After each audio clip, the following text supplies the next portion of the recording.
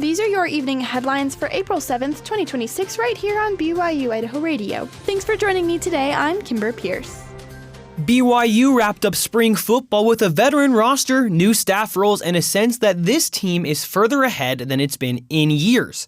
Head coach Kalani Sitake says they set the tone early. I thought spring ball went really well, and you guys have heard from me every week, and so now overall, I love the way the team worked. Sitake says leadership and player retention have become defining strengths of the program.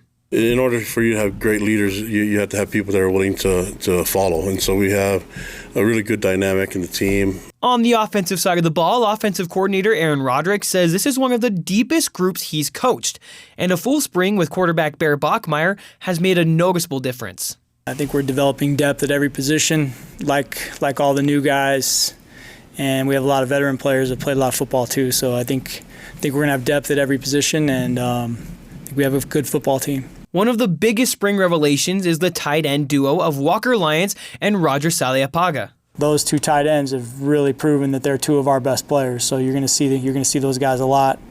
They're good blockers. They're excellent receivers. They're good teammates. They're tough. Quarterback Bear Bachmeier says this spring was about building chemistry with those new weapons, something he didn't have time for last year. Just kind of what we were talking about.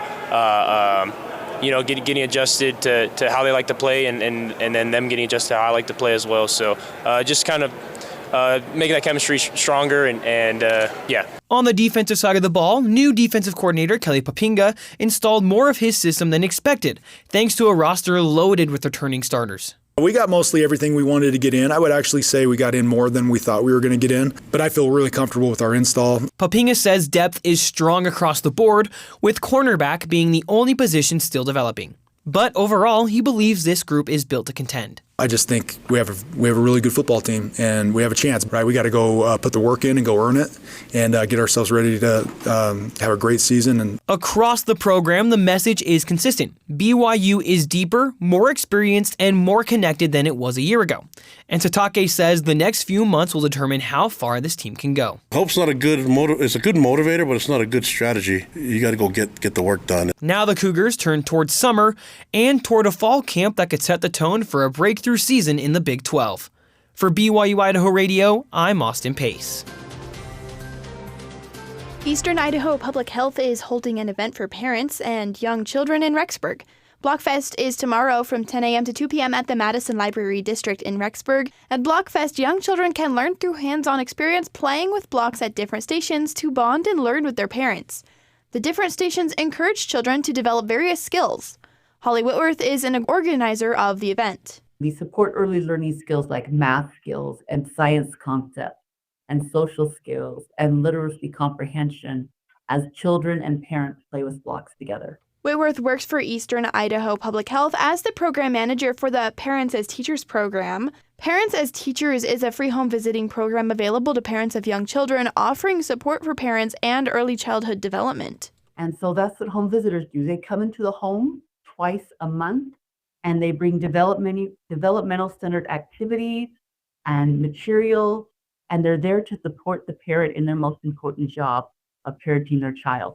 Parents as Teachers seeks to help educate parents who are part of the program with the help of their home visitors, offering support in key areas like social, emotional, and concrete support. When we meet with parents in the home, we're talking with them about child development. We're talking with them about infant and early childhood mental health. The Blockfest event offers parents the opportunity to meet the home visitor workers from the Parents as Teachers program. Whitworth hopes that parents will use Blockfest to see if being a part of Parents as Teachers is right for them. You can learn more about Blockfest and the Parents as Teachers program on the Eastern Idaho Public Health website by going online to eiph.id.gov. You can listen to the full interview on our podcast feed. Just follow BYU-Idaho Radio on your favorite podcast app.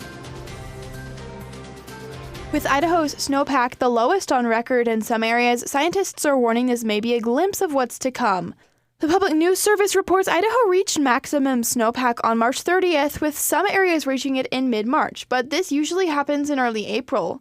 Boise State University geosciences professor Alejandro Flores calls this a historic snow drought, with a triple whammy hitting the state and the western U.S. December and February were normal precipitation, but very warm. January was a little bit closer to normal temperatures, although it was still warmer, but just no precipitation. And that is really what has set us back in terms of the snowpack. Flores says river basins in the Yellowstone region were closer to normal, but the snowpack below 8,000 feet plummeted in the western U.S.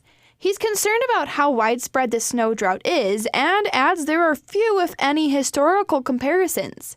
He believes the West is starting to get an idea of what the future will look like and says states like Idaho need to plan for less snowpack. Flores says the weather in the next few months will dictate what happens with stream flow and runoff levels going into the summer. He says the bigger question is how often we'll see these snow drought years. Do they start to kind of stack up more frequently? Not only is this not a one-off, but is it something that we should expect more frequently as we move into the future? And Flores emphasizes how much of our water management system relies on snowpack. He says that snowpack is becoming much less reliable and adds researchers are already looking ahead. Trying to figure out what that movement towards what some of my colleagues have called low to no snow future means in terms of our existing water management infrastructure and how we need to adapt. You can see more snowpack and water information online at nrcs.usda.gov.